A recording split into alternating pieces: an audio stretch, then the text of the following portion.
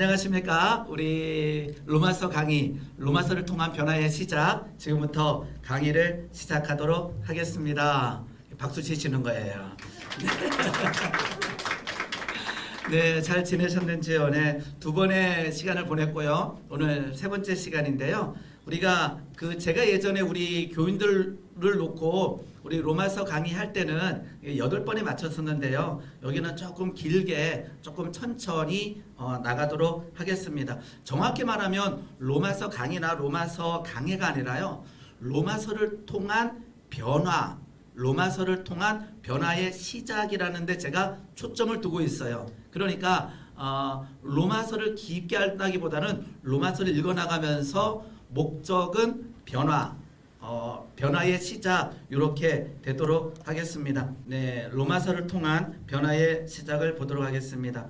우리 생각해 보기가 있는데요. 어떤 사명인가? 나의 부르심, 나의 사명은 무엇일까라고 하는 질문을 던지면서 오늘 강의를 시작합니다. 여기 계신 분들도 있고요. 저도 있고 우리 방송을 통해서 보고 계신 분들도 있는데 과연 나의 사명은 무엇일까를 한번 생각해 보시기 바랍니다. 왜냐하면 로마서 1장 1절 보게 되면 나 바울은 사도로 부르심을 받은 그리스도 예수의 종으로서 하나님의 복음을 위해 특별히 선택되었습니다. 쉬운 성경을 그대로 따왔거든요. 좀 편하게 보려고. 나 바울은 사도로 부름을 받았다 그랬어요. 사도는 예수님이 살아계실 때에 직접 부활도 목격하고 해야 되는데 실은 사도 바울은 그러하지 않았죠.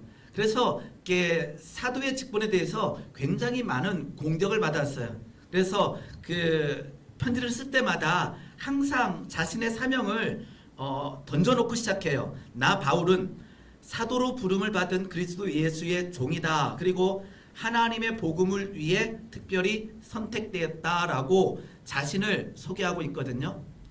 우리 집사님들, 우리 전도사님들은 어떤 부르심, 어떤 사명을 받으셨는지요?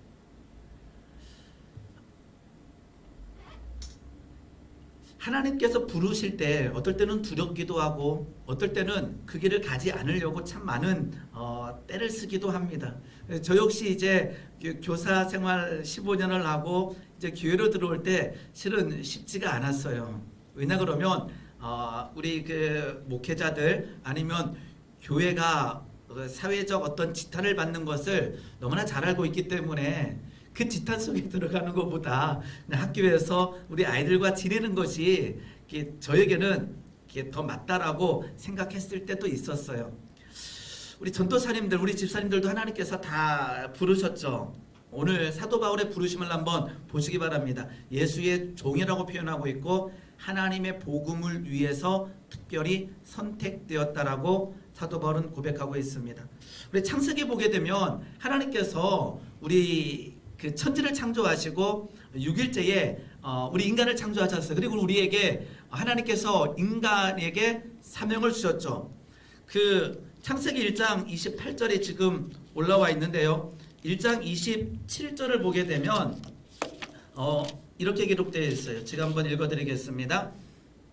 26절입니다. 하나님이 이르시되 우리의 형상을 따라 우리의 모양대로 우리가 사람을 만들고 그들로 바다의 물고기와 하늘의 새와 가축과 온 땅과 땅에 기는 모든 것을 다스리게 하자라고 표현하셨어요.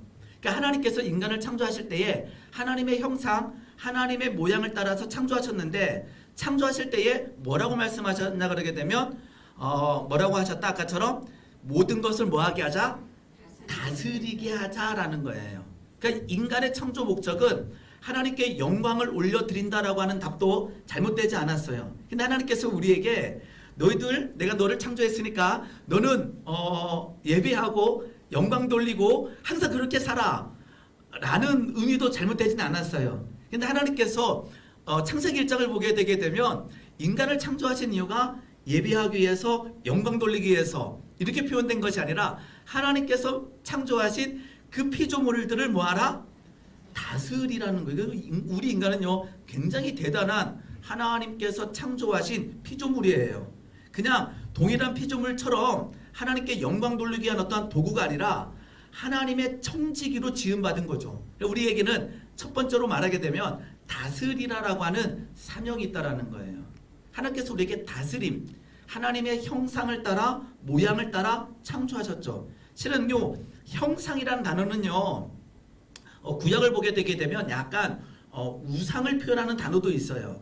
근데 이때 당시에 이 형상을 닮았다라고 하는 게 하나님의 모양을 닮았다가 아니라 이 형상이라는 단어가 이 시대에 이 사람들이 야 너는 하나님의 형상이야 그러게 되면 깜짝 놀라는 단어였어요. 뭐냐면 내가 하나님의 형상이라고? 왜냐면 이때 당시에 형상이라는 단어는 거의 굉장히 그 인간보다 어떠한 높은 어떤 모양새를 나타내는 단어이기도 해요. 그래서 하나님의 형상을 닮았다, 하나님의 모양을 닮았다라는 그 자체가 이때 당시에는 굉장히 충격적인 문장일 수도 있어요. 그 다음에 하나님께서 우리에게 주신 사명은 뭐하자? 다스리게 하자라는 거죠. 1장 28절로 우리 한번 같이 읽어보겠습니다. 굉장히 우리가 잘 아는 말씀이죠. 시작. 하나님이 그들에게 복을 주시며 하나님이 그들에게 이르시되 생육하고 번성하여 땅에 충만하라, 땅을 정복하라, 바다의 물고기와 하늘의 새와 땅에 움직이는 모든 생물을 다스리라 하시니라. 하나님께서 우리에게 창조하시고 뭐를 주시겠어 계시죠? 복을 주시고 우리에게 이르시되 뭐하라? 생육하라, 번성하라, 땅에 충만하라는 거예요. 그러니까 우리가 받은 첫 번째 사명은 뭐냐면 생육하고 번성하는 게 첫 번째 사명이라는 거예요.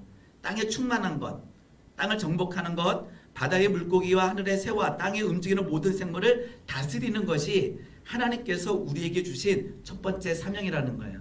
그래서 오늘 이렇게 사명이 회복돼야 돼요. 뭐 하는 거예요? 생육하고 번성하라. 이거 쉬운 성경에 보게 되면 예만이 나아라 그랬어요. 그래서 생육하라 번성하라를 쉬운 성경을 통해서 읽게 되면 첫 번째 사명은 예만이 나아라. 그래서 요즘에는 이 말씀에 대해서 덜 충성하는 것 같아요. 예전만 하더라도 저희 집 앞에가 8공추였고 옆에가 1남 7녀였고 저희가 굉장히 적은 가정이었는데 3남 1녀. 예전에 분들은 정말로 생육하고 번성했는데 요즘은 이 성육과 번성에 대해서 조금 덜한 것 같아요. 네, 생육하고 번성하는 여기는 안 계신 것 같고 모니터에 계신 분들 중에 생육하고 번성하는 은혜가 있기를 소망해 봅니다.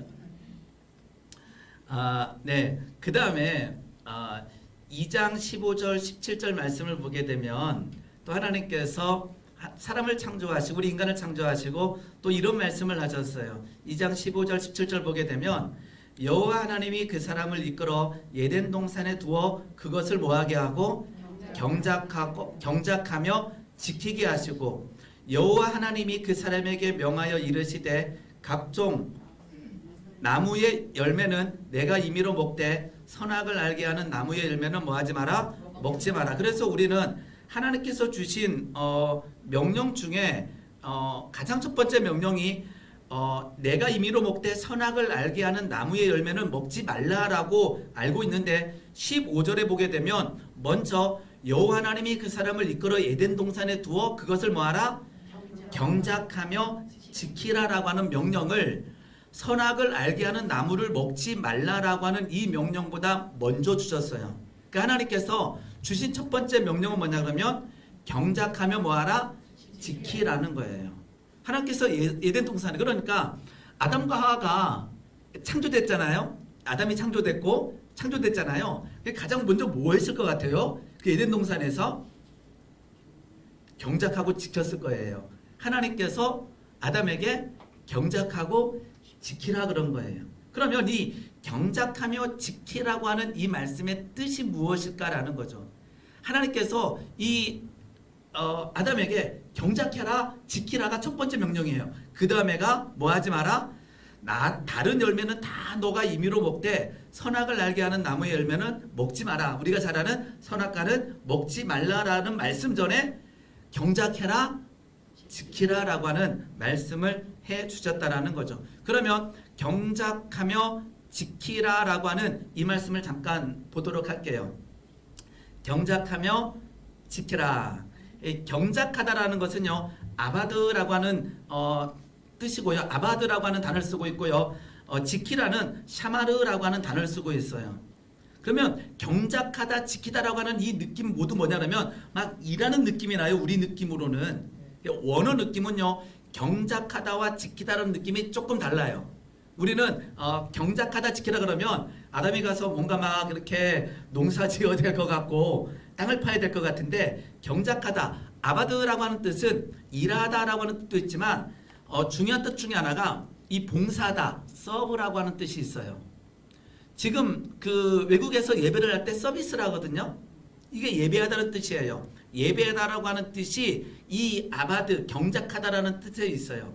즉 특히나 그 아바드, 경작하는 장소가 성막이라면, 성막이고 그 경작하는 대상이 하나님일 때는요, 예배라고 하는 단어로 번역되어 있어요. 그러니까 경작하다라고 하는 뜻은 뭐죠?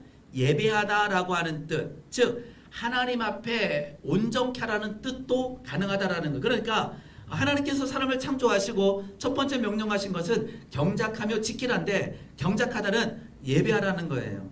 지키라는 것은 뭐냐면 샤마르, 지키다, 돌보다라는 건데, 이스라엘 백성들을 돌보고 공동체의 다양한 필요를 채워주는 의미로도 사용되는 단어예요. 그러니까 하나님께서 사람을 창조하시고 가장 먼저 말씀하신 것 중에 하나가 무엇이냐면 아바드해라, 샤마르해라. 그 말은 뭐죠? 하나님 앞에 예배하라, 공동체를 섬기라는 거예요. 자, 제가 아까 첫 번째 질문이 뭐였죠? 하나님께서 우리에게 주신 사명은 무엇입니까? 라고 했을 때 맞아, 나는 전도를 위해서 부르심을 받았고, 나는 이것을 위해서 부르심을 받았고, 잘못된 게 아니에요. 그런데 창세기 1장을 봤더니 하나님께서 첫 번째 주신 사명은 다스림이라는 거예요. 하나님께서 우리의 형상과 우리의 모양을 따라 이 피조 세계를 인간들에게 다스리게 하자, 굉장히 중요한 역할을 우리에게 맡긴 거예요. 그러면서 선악과를 먹지 말라라고 하기 전에 뭐하라? 아바드해라, 샤마르해라, 경작하며 지키라는 거죠. 그래서 우리는요, 다스림의 사명을 받은 거예요. 그 다음에 또 아바드하고 샤마르하게 되는 사명을 받은 거죠. 자, 아바드만 하면 큰일 나요. 하나님만을 섬기고 샤마르하지 못하면 이웃에 대한 봉사, 그 다음에 돌봄을 하지 않으면 하나님의 사명을 지키는 게 아니에요. 하나님의 사명은 아바드하고 샤마르, 하나님 앞에 예배하고 주변에 있는 공동체의 다양한 필요를 채워주는, 돌보는 일들이 하나님께서 우리에게 주신 사명이라는 거죠. 그러면서 하나님께서 뭐를 하지 마라? 선악과를 먹지 말라라고 말씀하십니다. 우리가 가장 논쟁도 많고 하나님께서 왜 선악과를 만드셔가지고 그 선악과를 먹은 다음에 이 원죄라는 걸 가져와서 우리를 이렇게 고통스럽게 던져 넣으셨나라고 하지만, 선악과의 의미는요, 아까처럼 우리가 잘 알고 있듯이 우리에게 뭐를 주셨다? 자유를 주셨다라고 하는 의미가 있고요. 자, 선악과를 볼 때마다 우리는 뭐를 해야 될까요? 하나님께서 우리에게 선악을 알게 하는 나무를 동산에 세우시고 그 선악을 알게 하는 나무의 열매를 먹지 말라라고 그랬잖아요. 자, 여기가 우리가 에덴 동산이라고 한번 생각해 볼게요. 여기 에덴 동산이고요. 우리 집에서 보시는 분들은 안 보이겠지만 여기에 이렇게 마이크가 있어요. 마이크가 있고요. 제가 이제 여기를, 내가 주인인 거예요. 제가 주인이에요. 그래서 제가 이제 캐나다에 가면서 우리 이수자 집사님한테 여기를 맡기고 가는 거예요. 맡기고 가는 거죠. 마음대로 쓰십시오. 월세도 필요 없고 그냥 마음대로 쓰세요. TV도 써도 되고요. 여기 모든 도구 다 쓰셔도 되는데 요 마이크만 만지시면 안 됩니다. 그러면 이게 통제 수단일까요? 아니면 자유를 주신 걸까요? 이게 자유를 주셨다라는 거고요. 그러면 여기에서 맡겨진 사람, 그 청지기의 사명을 받은 사람은요, 이 마이크를 볼 때마다 뭐를 해야 되죠? 이 땅의 주인을 생각하게 되는 거예요. 이 땅의 주인이 악하여 나에게 이걸 만지지 말라 했다가 아니라, 이 아름다운 땅을 창조하시고 이 땅을 나에게 다스리게 하셨네? 근데 까먹는 거거든요. 그런데 가장 가운데에 이게 있는 거예요. 이거 볼 때마다 뭐를 생각하게 되는 거죠? 이 땅을 창조하신 분은 하나님.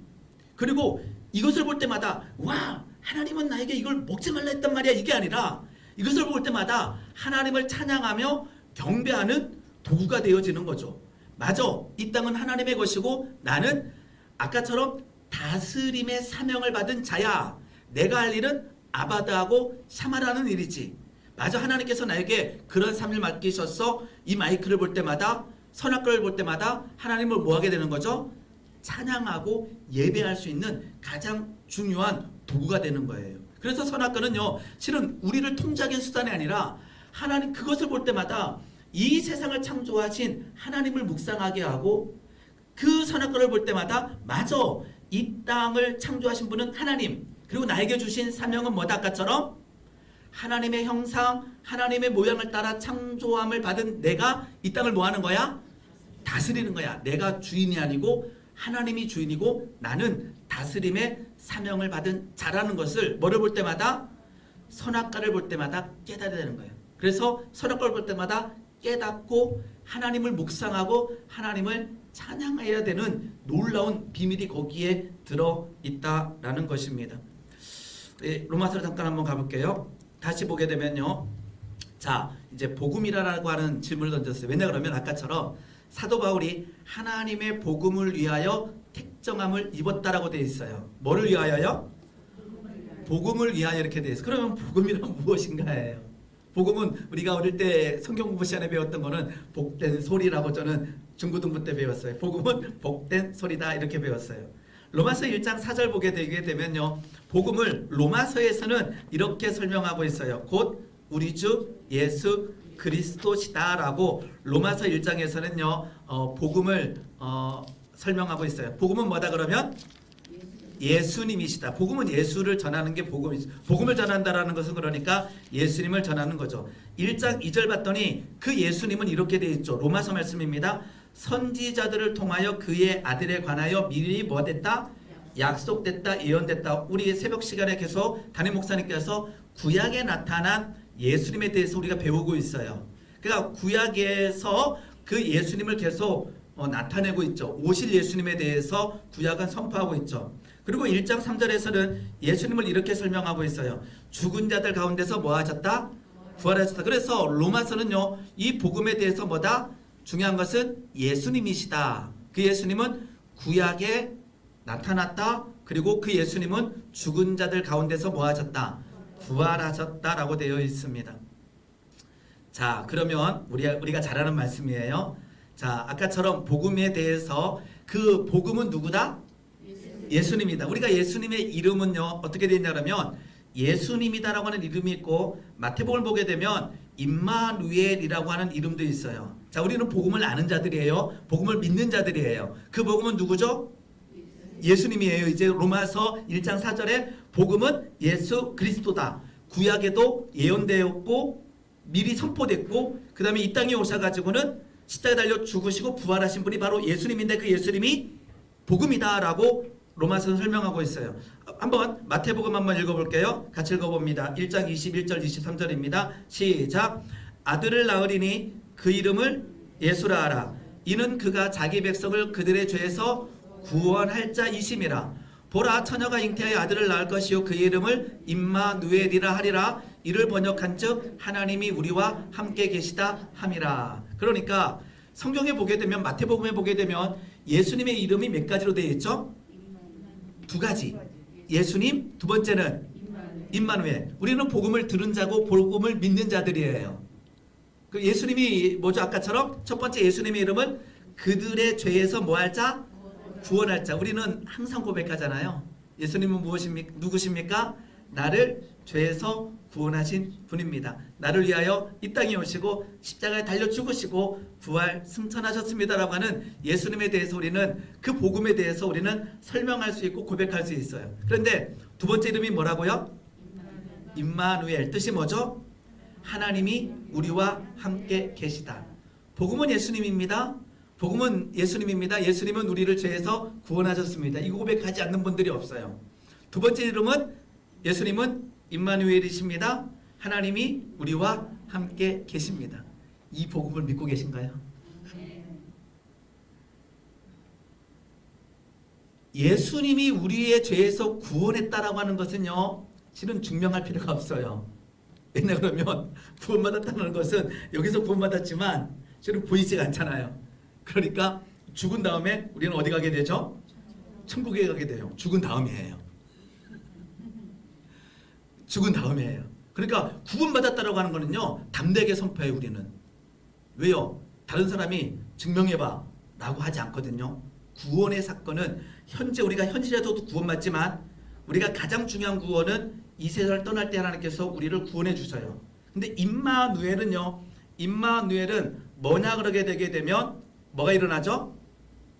하나님이 우리와 함께 하시다라는 거예요. 그건 현재인 거예요. 그러니까 우리가 복음을 믿는다. 복음은 예수 그리스도다. 예수님을 믿는다 할 때 두 가지를 우리는 믿어야 되는 거예요. 한 가지는 뭐죠? 우리를 죄에서 구원하시는 분이 예수님이다. 우리가 항상 고백하는. 두 번째 예수님의 이름은 임마누엘. 하나님이 우리와 함께 계시다는 거예요. 아까처럼 제가 복음을 믿습니까 할 때 다 아멘 하셨어요. 그럼 우리가 뭘 믿어야 되느냐? 오늘 하나님께서 우리와 함께 하시는 이 엄청난 진리를 믿는 게 복음을 믿는 거예요. 그 믿으면 그것은 나타나는 거죠. 하나님이 우리와 함께 하시다라고 하는 이 복음을 믿는다면 오늘 현실에서 우리가 살아가는 모양이 조금은 달라야 돼요. 이제 복음을 믿고 계신지요? 우리를 죄에서 구원하시는 예수님, 하나님이 우리와 함께 계시다라고 하는 임마누엘 하나님. 그러면요, 하나님께서 우리와 함께 하신다라고 하는 이 임마누엘이 온전케 믿어지면 우리의 삶의 모양이 조금은 달라야 돼요. 아까처럼 우리의 모양은요, 100% 되지 않는다고 저는 믿어요. 왜냐 그러면 우리는 연약하고 우리는 오늘도 쓰러질 수 있는 연약하기 때문에 내 믿음이 100이다라고 할 때는 그건 예수님의 자리에 올라간다고 저는 생각해요. 그리고 우리는 항상 넘어지고 쓰러질 수 있는, 즉 오늘도 불안하고 두려워하고 답답해질 수 있는 연약한 자들이죠. 그런데 그 동일한 연약함 가운데 다 달라요. 어떤 사람은요, 복음을 강하게 믿는 사람들, 복음을 진짜 믿는 사람들, 아까처럼 예수님께서 우리를 죄에서 구원하셨다라고 하는 이것뿐만 아니라 하나님이 우리와 함께 하시다라고 하는 이 놀라운 그 복음을 믿는다면 우리의 삶의 형태는 조금 달라질 필요가 있다라고 생각해요. 자, 사명은 무엇인가? 제가 복음은 무엇인가? 아까처럼 사도 바울은 복음은 예수 그리스도. 그러면서 복음에 대하여 아까 뭐라 그랬죠?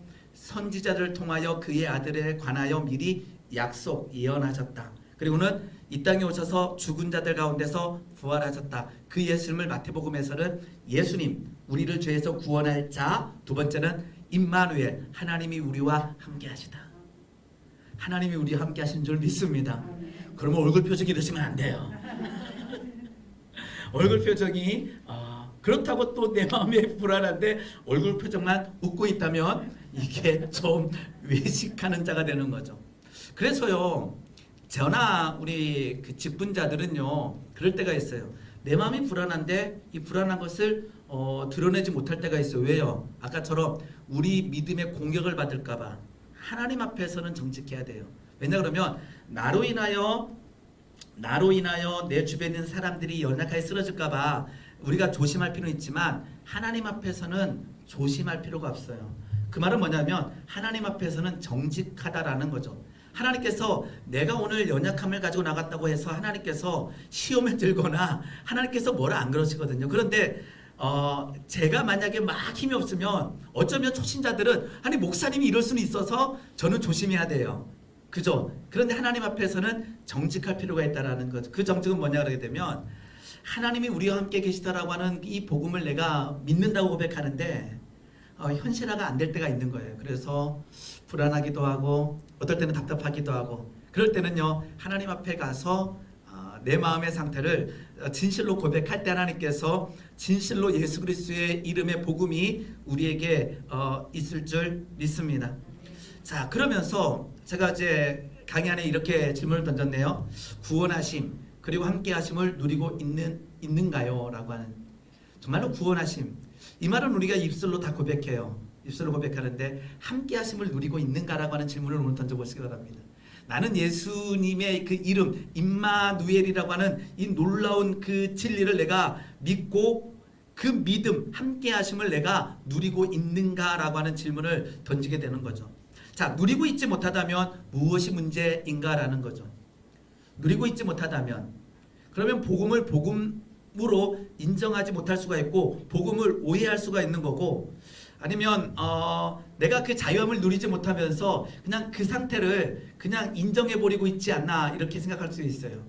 제가 오늘 이제 저녁 우리 청년부 설교 때에 이제 예발산에 대해서 설명하게 되는데, 그 중에 하나가 오늘 설교 나갈 내용 중에 하나가 그거예요. 예발산은 저주의 산이거든요. 질문을 던지는 거예요. 왜 당신은 예발산을 예발산으로 알고 있으면서도 내려오지 않습니까? 왜 예발산인 것을 알면서도 그 예발산에서 내려오지 않으십니까? 라고 하는 도전적 질문을 던지게 돼요. 왜 내가 이 길이 잘못된 걸 알면서도 내려오지 못할까? 누리지 못하고 있으면서도 내가 지금 하늘의 복음을, 하나님의 복음을 완전하게 누리지 못하면서도 왜 나는 그것을 인정하지 않는가라고 하는 질문을 오늘 한번 던져보시기 바랍니다. 어쩌면요 너무나 오래됐기 때문일 수도 있고요, 어쩌면요 안 된다라고 하는 믿음을 가지고 시작할 수도 있어요. 이게 누린다라고 하는 것을 내가 믿지 못하는 거죠. 그 자유함, 하나님께서 주시는 그 참 평안과 참 자유함을 어느 순간에 이제 잃어버린 거죠. 늙어버렸다라고 표현하기도 하죠. 늙어버렸다. 어쨌든지 간에 누리고 있지 못하다면 무엇이 문제인가를 한번 생각해 볼 시간 됐으면 좋겠습니다. 그 다음에 하나님은 우리가 이 복음을 누리기 위해서 무엇을 하기를 원하실까요? 하나님께서는 이 복음, 아까처럼 하나님이 함께 하심, 여러 가지 답이 있겠죠. 근데요 이것은 찾아 나가셔야 되는 거예요. 아까처럼 설교를 통해서, 말씀을 통하여, 기도를 통하여 우리가 한 걸음 한 걸음 하나님 편에 서는 방법을 우리는 훈련할 필요가 있다라는 것입니다. 그것은 무엇입니까? 아까처럼 하나님께서 우리가 이 땅에서, 그래서 보게 되게 되면 우리 예전에 우리 원로 목사님 그렇게 가르쳤잖아요. 현실 구원과 나중에 이제 우리가 죽은 다음에 구원을 받는다. 현실에서도 복을 누려야 된다. 그러면 현실에서 가장 중요한 복이 무엇일까? 임마누엘인 거예요. 하나님이 함께 하심을 내가 믿는 거죠. 그리고 그것을 누리는 거죠. 하나님이 우리의 삶에 함께 하시다라 그러면 내 환경이 어떻든지 간에 불안과 답답과 초조함이 없다라기보단도 점점 줄어들 것 같아요. 너희는 마음에 근심하지 말라 그러잖아요. 성경에 보게 되면. 그러니까 어떨 때는 우리가 마음에 근심하지 말라라고 하는 이 말씀 때문에 근심이 들어오면 막 죄책감에 빠지는 분들이 계셔요. 나는 믿음이 없나 봐. 아니에요. 사도 바울은요 너희는 마음에 근심하지 말라라고 했지만 사도 바울 역시 근심 위에 근심한 사람이었어요. 그러니까 우리 인간이 근심하지 않는 것은요 어쩌면 불가능할지도 몰라요. 그런데 근심의 양은 줄일 수 있는 것 같아요. 아니면 근심이 몰려왔을 때 돌파할 수 있는 믿음들이 하나님 말씀, 기도를 통해서 우리에게 올 수 있다라는 거죠. 그래서 근심 자체, 어쩌면 그 불안한 그 자체에 가지고 두려워하거나 너무 죄책감에 빠지지 않았으면 좋겠어요. 자, 뭐냐 그러면 아까처럼 이 고민 한번 해보시겠어요? 자, 선악과를 볼 때 아담과 하와가 뭐라 그랬죠? 먹음직하고 보암직하고 지혜롭게 할 만큼 탐스러운 나무다 그랬어요. 그게 죄일까요, 아닐까요? 자, 하나님께서 아담과 하와가 죄를 범했다 할 때 그 상태에서 죄를 범했을까, 아니면 먹었을 때 죄를 범한 걸까요? 보았을 때 이미? 보았을 때 그러면 안 될 것 같아요. 왜냐하면 하나님께서 선악과를 만드셨는데 봤을 때 죄라 그러게 되면 하나님께서 보지 못하게 감춰 놓으셔야죠. 그러면 우리의 눈을, 그렇죠. 볼 때마다 아까 뭐라 그랬어요? 제가 그 보면서 하나님을 묵상한다면 모든 것이 선이 될 수 있는 거예요. 근데 아까처럼 동일한 걸 보지만 잘못된 생각이 들어올 때가 있죠. 아까처럼 먹음직하고 보암직하고 지혜롭게 할 만큼 탐스러운 나무 열매 달 때 쳐야 되는 거예요. 그래서 어떨 때는요 거기까지 왔을 때 우리가 뭘 해야 될까요? 아까처럼 예수 그리스도 이름을 가지고 이겨내는 훈련이 계속 반복돼야 되는 거예요. 그러니까 제가 생각할 때는 불안한 상황이 왔다 했을 때 이것이 문제되는 것이 아니라 이 불안한 상황을 가지고 아까처럼 복음의 진리 임마누엘 하나님을 모를 때 이 불안한 상황이 나를 장악할 때 이제 문제가 되는 거예요. 상황이 문제가 아니라 이 상황 가지고 내가 복음의 진리로 반응하지 않을 때 내가 그것을 불안해하고 답답해하고 초조할 때 내가 하나님 앞에 나가지 못하면서 문제가 되어지는 일들이 나타난다라는 것입니다. 자, 그러면 한 번 더 보도록 할게요. 복음을 누리고 있는가라고 하는 질문에 지금 로마서하고 좀 연결시킬 때에 로마서는 항상 율법이라는 단어가 나오거든요. 그래서 왜 누리지 못하는가라고 하는 그 질문에 한 가지 답이 이런 게 있어요. 자, 우리로 하여금 자신과 세상과 하나님을 온전하게 보지 못하게 하는 것이 바로 뭐다? 죄의식이라는 거예요. 아까 복음이라는 것은 예수님이 우리를 구원하셨다라는 거죠. 뭐로 인한 죄를 범한 죄인의 상태인 우리를 구원하셨다라고 하는 게 로마서의 앞부분에 가장 강력한 진리 중에 하나예요. 즉 우리를 아까 예수 그리스도는 죄에서 우리를 구원하신 분이다라는 거잖아요. 아멘. 그죠? 복음이 예수님이고 그 예수님 우리를 죄에서 구원하셨고 그 다음에 복음이 예수님이고 예수님의 이름은 임마누엘이라면 임마누엘은 우리가 하나님 우리와 함께 하신다라는 거거든요. 그럼 아까 첫 번째 아까 예수님의 복음이라고 하는 단어 복음은 예수님입니다. 예수님은 우리를 죄에서 구원하셨습니다. 그러면 아까처럼 복음을 믿는다면 우리 믿잖아요. 자, 구원받는다 죽은 다음에 천국 간다라고 하는 이것은 우리가 다 아멘할 수 있어요. 그런데 두 번째 예수님께서는 십자가에 죽으심으로 인하여 우리를 죄에서 구원하셨습니다 라고 하는 이 아주 우리가 잘 쓰는 이 문장. 자, 죄에서 구원됐다면 우리는 뭐에서 자유해야 되는 거죠? 죄에서 자유해야 되는 거예요. 그게 복음의 진리라는 거예요. 굉장히 중요한 거예요. 아까처럼 복음을 믿습니까? 복음을 누리고 있나요? 복음은 예수님입니다. 예수님은 죄에서 우리를 구원하셨습니다. 예수님은 임마누엘입니다. 임마누엘은 하나님이 우리와 함께 하십니다라고 하는 이 놀라운 복음을요 믿는다면 아까처럼 하나님이 함께 하심을 우리가 믿는 거예요. 첫 번째 아주 강력한 것 구원 우리는 다 믿어요. 그런데 뭐에서 구원받은 거죠? 죄에서 구원받았다라고 하는 이 놀라운 진리를 믿는다면 우리가 가장 먼저 해결해야 될 것이 뭐냐면 죄의식에서 자유하다는 거예요.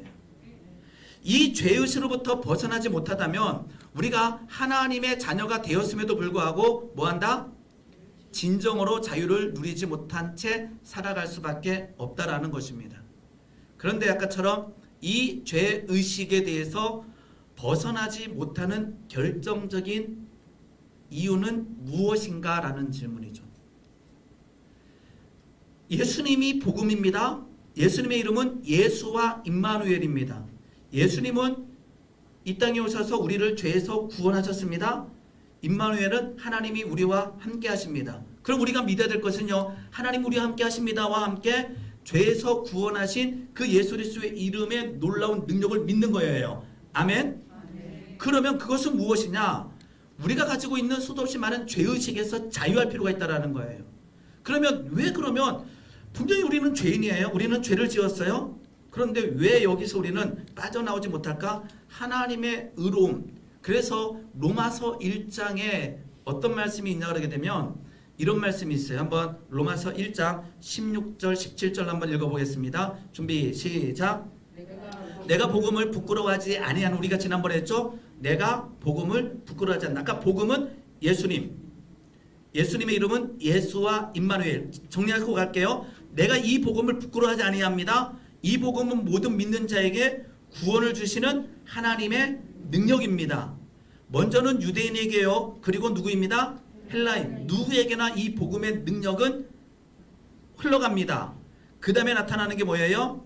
복음에는 하나님의 의가 나타나서 믿음으로 믿음에 이르게 하나니 기록된 바 오직 의인은 믿음으로 말미암아 살리라. 믿음은 누구를 믿는 거죠? 예수님을 믿는 거예요. 오직 의인은 이 믿음 누구를 믿는 거예요? 예수님을 믿는 믿음으로 말미암아 산다라는 거예요.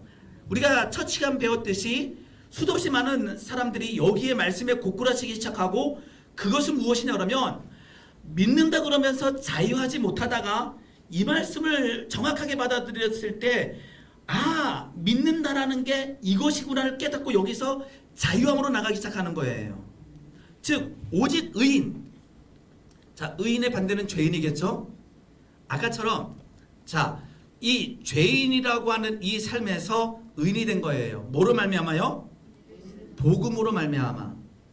복음은 뭐였죠? 예수 그리스도, 우리를 죄에서 구원하신 분. 그리고 우리가 예수님을 믿습니다, 그 진리를 받습니다라고 할 때 뭐에서 뭐로 돌아간 것? 죄인에서 의인된 것을 믿는다라는 거예요. 굉장히 중요한 겁니다, 로마서에서. 그래서 복음에는 하나님의 의가 들어가 있는 거예요. 그래서 진짜 복음을 믿는 사람은요, 하나님의 의가 나타난 것을 믿는 거예요. 그럼 하나님의 의가 과연 뭘까요? 하나님의 의는요, 공의로 하나님의 의는요, 죄를 죄인으로 대하는 게 의예요. 하나님의 의는 죄를 죄라고 하시는 게 의예요. 그래서 죄는 죽어야 되는 거예요. 근데 하나님의 의가 또 나타났는데요, 그 의가 뭐예요? 예수님의 또 의가 되는 거예요. 예수님의 보혈로 그 예수님의 이름을 고백하는 자들이 죄에서 노임받았다라고 하는 게 하나님의 의인 거예요. 그래서 하나님의 의를 믿는다라는 것은 하나님은 죄를 미워하신다 라고 하는 거고요. 그 다음에 뭐예요? 하나님은 예수님을 이 땅에 보내셔서 우리의 죄를 대속해 하셨다라고 하는 이 놀라운 이 비밀을 우리가 믿는 거예요. 그냥 입술로 믿는다가 아니라요, 그것을 진짜로 믿을 때요, 뭐가 나타나요? 하나님의 의가 나타나기 시작하는 거예요. 우리에게 하나님의 의가 의인 되는 방법은 여러 가지가 있어요. 어떤 방법이 있을까요? 첫 번째는 의인 되는 방법. 하나님의 의는 죄를 죄라고 하는 게 하나님의 의예요. 그러면 하나님 앞에서 의인 되는 방법이 뭘까요? 첫 번째는 죄를 짓지 않는 거예요. 오늘 의인 되시기 바랍니다. 죄를 짓지 않는 거예요. 죄를 짓지 않는 거예요. 이게 의인 되는 방법이에요. 그래서 어떤 사람은요, 나중에 한 번 더 제가 가져오겠지만 죄를 짓지 않고 의인 되고자 하는 사람은 태평양을 수영으로 건너려고 하는 사람과 똑같다 그래요. 그러면서 이렇게 설명해요. 수영 못하는 사람도 죽고 조그마한 사람도 죽고 수영 선수도 죽습니다. 그건 불가능한 거예요. 그러면 하나님의 의로움에 우리가 합당하기 위해서는 하나님께서 세우신 그 복음, 의의 법칙을 우리가 믿는 거죠. 그게 복음이에요. 그래서 뭐예요? 예수님을 이 땅에 보내셔서 우리의 죄를 대속해 주셨다라는 거예요. 그래서 오직 의인은 뭐로 말미암아? 믿음으로 말미암아 살리라. 이게 이제 다음 시간까지 배우게 될 이신칭이라는 거예요. 믿음으로 의롭다 칭해 주시는 거. 이게 하나님이신 거예요. 이 하나님께서 우리에게 허락하신 이신칭이라고 하는 것이 굉장히 놀라운 건데요. 아까처럼 믿음으로 말미암아 하나님께서 우리를 의롭다라고 칭해 주신다라는 거예요. 히필드라고 하는 엄청난 사람은요, 이렇게 말씀하고 있습니다. 책에 이렇게 기록합니다. 자, 자신이 가진 흔들릴 수 없는 뭐의 확신? 의의 확신은 뭐예요? 나는 이제 죄인이 아니라 하나님께서 허락하신 그 구원의 역사, 즉 예수님의 보혈의 놀라운 능력으로 내가 의인이라 칭함받았음을 믿습니다라고 하는 이 의의 확실은 뭐로부터 받은? 내가 한 일이 아니라 그리스도로부터 전가받은 이신칭의에서 나온 것을 뭐합니다? 고백합니다. 그런데 아까처럼 자유하지 못할 때에 거짓에 속고 있는 거죠. 히필드는 이렇게 하는 거예요. 사단은 이렇게 믿는 나를 고소할 것입니다. 여기에 속으면 진정한 복음을 믿지 못하게 되는 거예요. 사단은 나를 고소합니다. 뭐라고요? 제 죄인입니다. 하나님의 율법을 지키지 못했습니다 라고 고소할 것입니다. 그러면 나는 그 고소 앞에 이렇게 대답할 것입니다. 주 예수님이 나의 의가 되시는데, 그러니까 내가 의인 된다라는 것은 내 힘과 내 능이 아니라 예수님이 나를 위하여 죽으셨다라고 하는 그 놀라운 비밀을 내가 뭐 하는 거예요? 믿는 거, 진정으로 믿는 거예요. 즉 주 예수님이 나의 의가 되시는데 내가 어떻게 감히 하나님께서 택한 자를 죄인이라고 뭐하느냐? 비난하느냐? 고소하냐라고 나는 그 사단에게 선포할 것입니다. 굉장히 중요한 거예요. 우리가 알고 있는 거예요. 근데 아까처럼 변화의 출발은요, 하나님께서 허락하신 이신칭의를 정확하게 믿는 거예요. 내가 믿는데 의인이라는 것이 확실치가 않아요. 믿음부터 들어가야 돼요. 믿음으로 예수님을 믿는다라고 하는, 이때 당시에 믿는다라고 하는 이거부터 하게 되면요, 믿었을 때 하나님께서 칭의, 의롭다라고 말씀하여 주신다라는 거죠. 계속 이렇게 얘기합니다. 자, 이렇게 얘기합니다. 나는 여기 서 있습니다. 자, 서 있는 거예요. 내 옷이 아니라 그분의 옷을 입고 서 있습니다. 예수님의 옷을 입고 서 있습니다. 나는 아무것도 받을 자격이 없지만 그분께서 나에게 은혜의 상급을 주시리라는 것과 또 내 안에서 나에 의해 그분께서 이루신 일이 마치 내 힘으로 내가 이룬 일인 양 보상, 굉장히 중요한 거예요. 내가 아무것도 안 한다라는 것이 아니라 내가 해나가고 있지만 그 다음에 내 힘으로 내가 이룬 것인 것처럼 하나님께서는 보답해 주신다라는 거예요. 보상해 주시리라는 것을 나는 압니다. 이 큰 은혜를 주신 거룩하신 예수님께 대해 얼마나 큰 열심과 사랑을 품어야 하겠습니까? 아마 이제 오늘 1장 우리가 한 17절까지만 보는데요. 그 다음에 죄에 대해서 얘기하고 이신칭에 대해서 계속 얘기해요. 첫 시간에 얘기했듯이요, 우리가 자유하지 못한 이유 중에 하나가요, 죄에 대해서 묶여있기 때문이에요.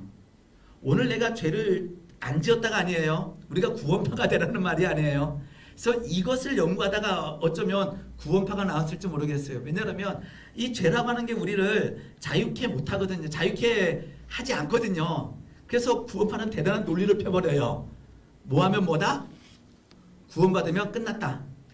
구원받은 순간 그 다음부터는 어떻게 살아도 구원받은 자는 구원받는다. 그러니까 구원받았다라고 하는 날짜를 알게 되게 되면 그 다음에 삶에 대해서 고민하지 말라라고 가르쳐요. 그러니까 얼마나 편한지 몰라요. 이 믿음을 취하면. 오늘 구원받았습니다. 그러면 이제는 앞으로 어떤 삶을 살더라도 당신은 구원을 잃어버리지 않습니다. 구원받았습니다. 잃어버리면요, 오늘 뭐 하든지 간에 문제되잖아요. 그래서 구원받은 자는 죄의식을 느끼지 말아야 됩니다라고 가르친 데 또 있어요. 근데 우리는 그렇게 가르치잖아요. 우리는 구원받았지만 오늘도 연약하여 넘어지고 쓰러질 수 있는 자들이에요. 근데 그 가운데서 죄인된 그 무너짐이 아니라 하나님이 함께 하시고 하나님께서 우리를 구원하신다라고 하는 그 담대한 믿음을 가지고 살아가는 거죠. 실수할 땐 다시 하나님 앞에 나오는 거고 회개하는 거고 통회하는 거고, 중요한 것은 무엇이냐 하게 되면 그 하나님께서 우리를 의인이라고 칭해 주시는 그 하나님의 의, 그 복음에 대해서 진실로 믿어야 된다라는 거죠. 다시 한번 볼게요.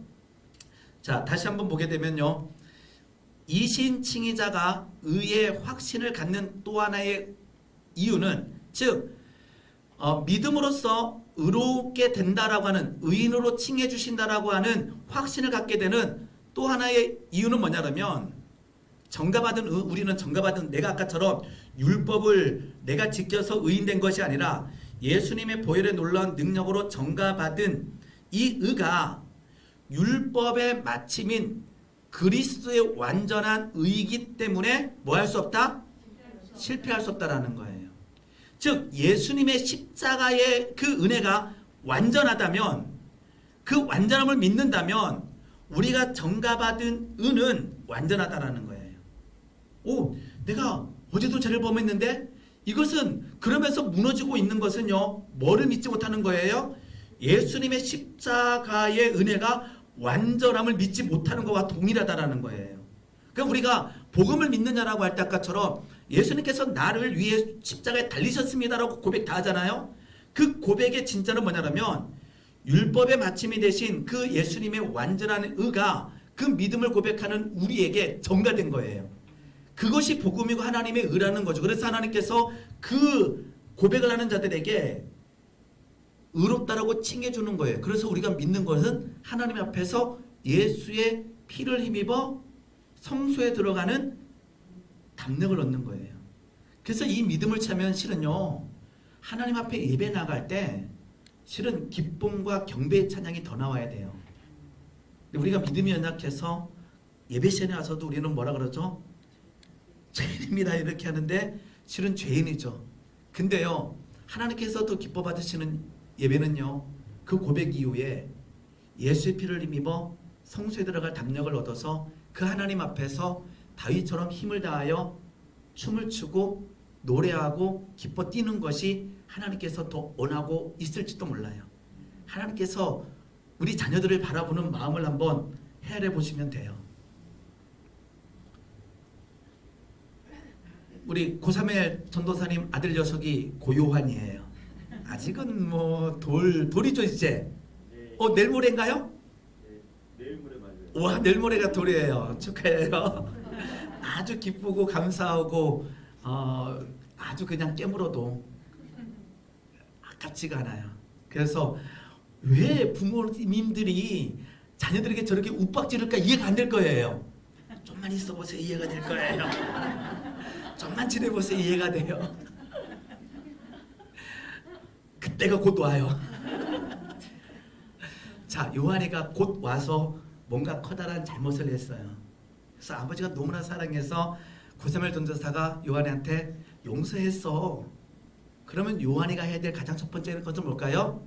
아빠의 용서하심을 믿는 게 아빠에게 믿음으로 나아가는 거예요. 용서했는데 다음날 아침에 아빠가 자는데 문을 벌컥 열고 요한이가 아빠 잘못했단 말이에요 그러는 거예요. 아빠 뭐라 할 거예요? 용서했다니까. 갔어요. 다음날 요한이가 또 아침에 또 왔어요. 또 와서 또 엎드린 거예요. 아빠 정말 잘못했어요. 용서했다니까. 여기서 요한이가 해야 될 일은 뭘까요? 아빠가 용서했다라고 하는 그 용서를 믿고 아빠 앞에서 자유한 게 아빠의 마음을 온전하게 받아들이는 거예요. 하나님께서 예수님을 이 땅에 보내셔서 우리의 모든 죄를 구원하셨다라고 하는 그 믿음의 고백이 있다면 그 고백 이후에 아버지께서 하나님께서 우리에게 원하시는 것은 우리를 이신 칭의하시면서 의롭다라고 칭해주시면서 자유한 거죠. 근데 자유하려니까 누가 두려워요? 사단이 고소가 두렵고요. 실은 더 두려운 사람이 있어요. 내 옆에 있는 믿음의 동역자가 두려워요. 내가 하나님은 두렵지가 하나님 앞에서는 자유할 수 있는 왜요? 하나님은 완전한 사랑이시고 하나님은 나를 구원하신 그 아버지이기 때문에 나는 하나님 앞에서 묶이지 않을 수 있는데 내가 어저께 죄를 짓는 것을 본 내 옆에 있는 남편이 아내가 그 말은요 내가 내 주변에 있는 사람이 하나님 앞에 진실로 나갈 때 우리 역시 그를 정죄하거나 비판하지 말아야 된다라는 거예요.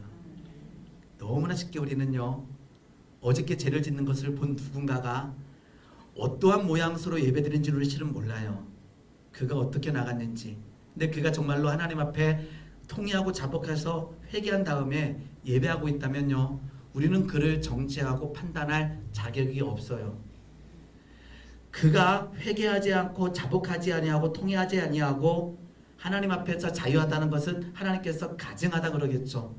우리 예언서에 나와 있는 그 모양대로 가증하다, 성정 마당만 밟지 말아라고 하나님께서 책망할지 모르지만 어쩌면 정말로 진실되게 회개하고 통회하고 믿음의 고백을 하고 하나님 앞에 나아가는 누군가에게 실은 우리가 그를 너는 어제 그렇게 죄를 범해놓고 하나님 앞에 이렇게 뛰논단 말이야 이렇게 말할 권리가 없어요. 그냥 우리는 받아들여야 돼요. 우리의 눈으로 와 하나님의 의로움을 진정으로 누리고 있구나. 혹시 그러지 않을 수도 있어요. 왜냐 그러게 되면 아까처럼 하나님의 진정한 의는 죄에 대한 용서함의 반응에 대한 진정한 의가 돼야 되는데 그것 없이도 나갈 수가 있어요. 그래서 우리가 그렇다고 해서 우리가 그 모양을 정죄하거나 판단할 필요는 없다라는 거예요. 그렇게 되게 되면요 우리는 항상 그래요. 누군가가 나를 뭐하고 있을 것이다. 자 한번 생각해 보시기 바랍니다. 내가 어떠한 성도님이 어제 죄를 범했는데 막 찬양하고 막 즐겁게 예배하는 모습을 보면서 내가 그를 막 정죄하고 판단하고 있어요. 근데 내가 오늘 이 강의를 듣고 오늘 저녁 예배 시간에 막 자유하고 기뻐해요. 근데 무슨 생각이 공격할지 알아요? 내가 그렇게 판단하고 있기 때문에 내가 그렇게 내 생각 가지고 다른 사람을 생각하거든요. 그러니까 내가 이렇게 오늘 찬양하면 내 옆에 있는 사람이 나를 내가 그랬던 것처럼 그러하지 않을까라는 생각 때문에 또 못 나가는 거예요. 그래서 우리가 먼저 뭐 할 필요가 있어요? 다른 사람을 정죄하거나 판단하지 않는 훈련을 할 필요가 있어요. 자, 그리스도의 완전한 의이기 때문에 실패할 수 없음을 알기 때문입니다. 그리스도는 모든 믿는 자에게 의를 위한 율법의 뭐가 되신다? 마침이 된다라는 거예요. 율법의 완성이신 그리스도의 의를 가졌다라는 것은 나의 유약함이나 봐봐요. 나의 유약함이나 어떤 장애물에 의해서도 뭐하지 않는다?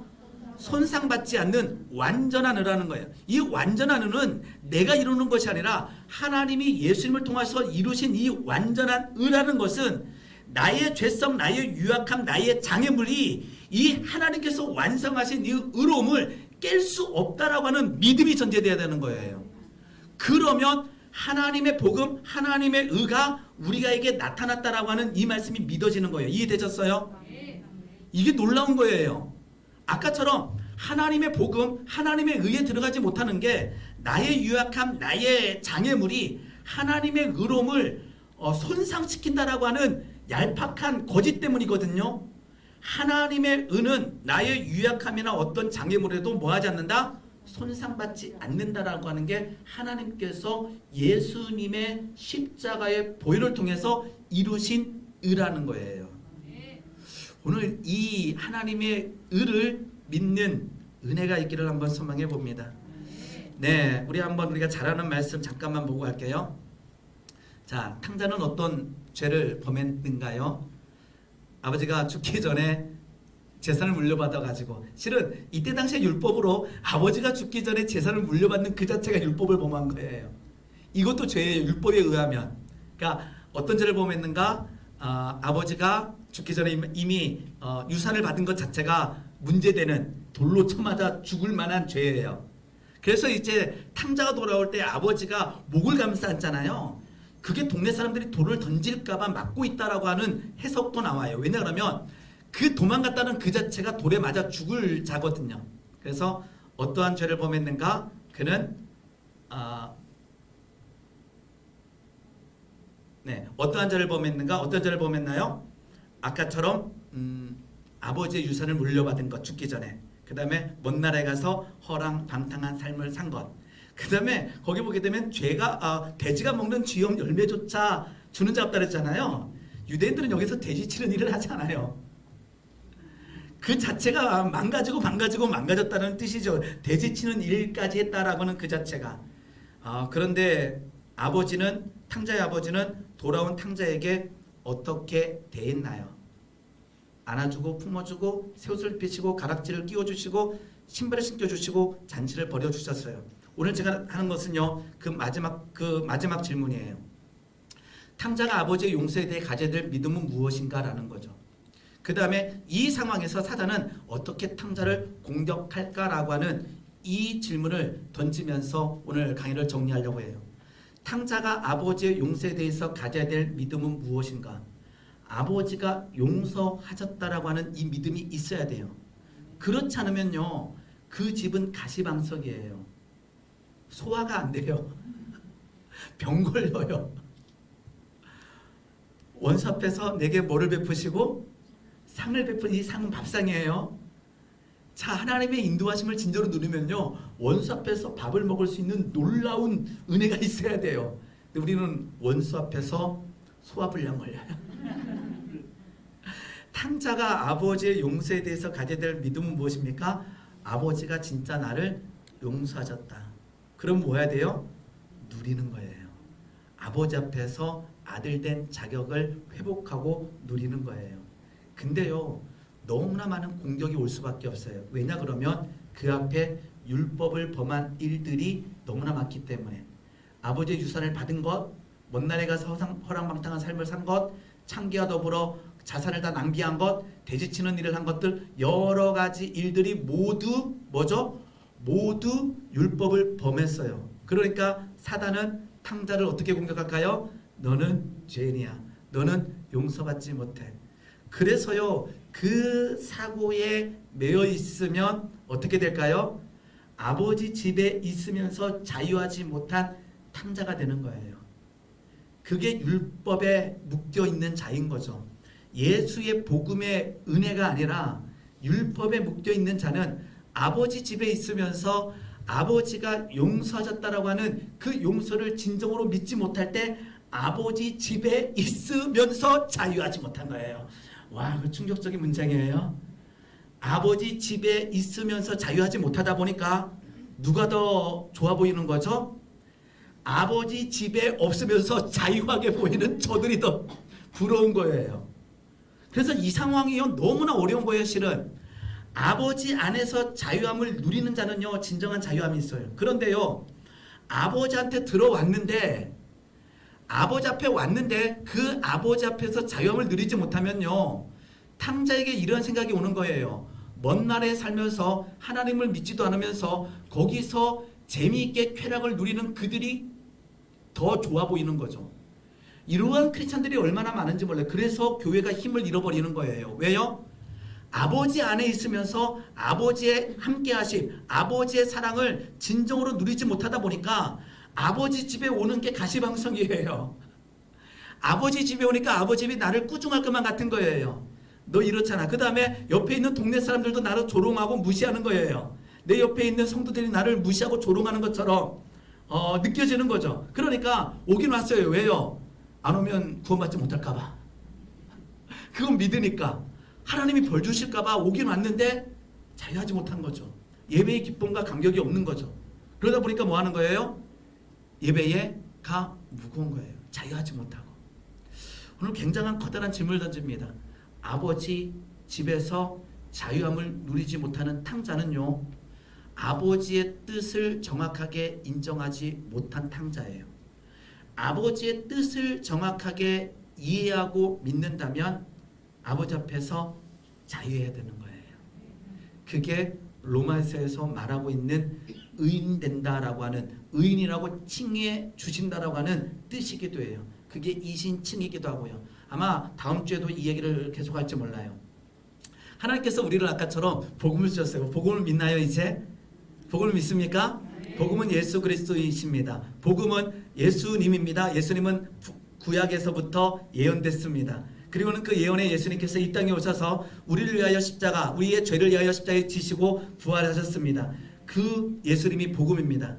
그 예수님을 믿는다면요, 우리가 이제는 죄인의 삶이 아니라 하나님 안에서 의인된 삶을 살기를 예수님의 이름으로 축원합니다. 네, 강의 마치도록 하겠습니다. 네, 감사합니다.